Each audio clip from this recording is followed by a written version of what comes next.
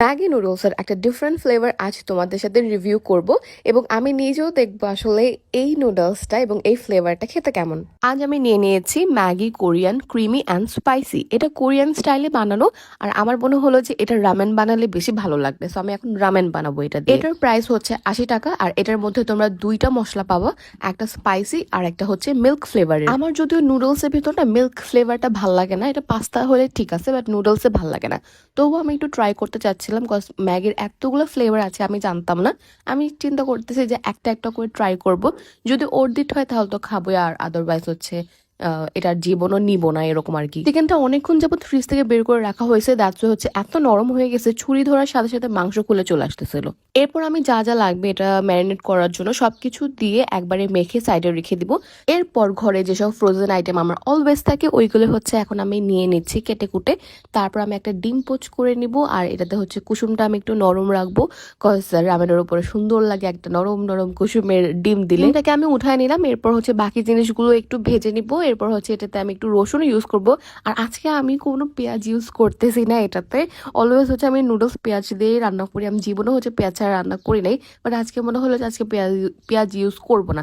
এরপর হচ্ছে আমি মাংসগুলোকে ভালো করে ভেজে নিচ্ছি। আর আজ না আমি এই মাংসতে একটা হোমমেড গরম মশলা ইউজ করছি অল্প একটু।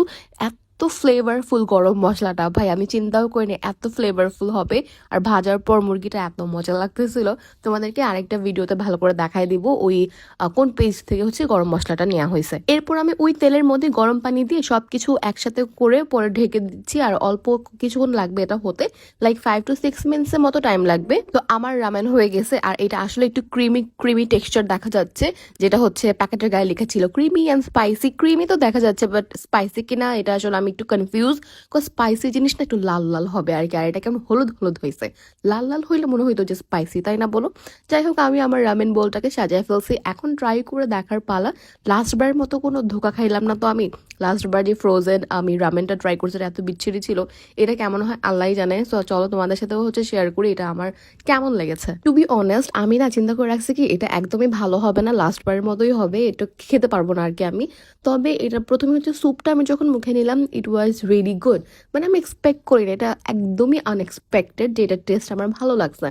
লাইক ক্রিমি অ্যান্ড স্পাইসি আসলেই লাগতেছে খাওয়ার পরে। আর পরে হচ্ছে আমি নুডলসটা মুখে নিলাম চিকেন টিকেন একসাথে করে, এবং ইট ওয়াজ রিয়েলি গুড। আমি আসলেই হচ্ছে এক্সপেক্ট করি নাই যেটা আমি খেতে পারবো, অ্যান্ড আই রিয়েলি লাইকড ইট। তো এইবার আমার আর কোনো প্রবলেম হয় না এটা খেতে, বা এটা আমার ফেলেও দিতে হয়নি, কজ এটা আসলে অনেক মজার ছিল। তোমরা ট্রাই করতে পারো যারা হচ্ছে একটু ক্রিমি টাইপের নুডলস বা পাস্তা পছন্দ করো, তাদের তো ডেফিনেটলি ভালো লাগবে। আর আমার হচ্ছে রামেন করে খেতে এটা ভালো লেগেছে, সো তোমরা হচ্ছে এরকম করে ট্রাই করতে পারো। I hope you guys will like it too. So yeah, that's it for today.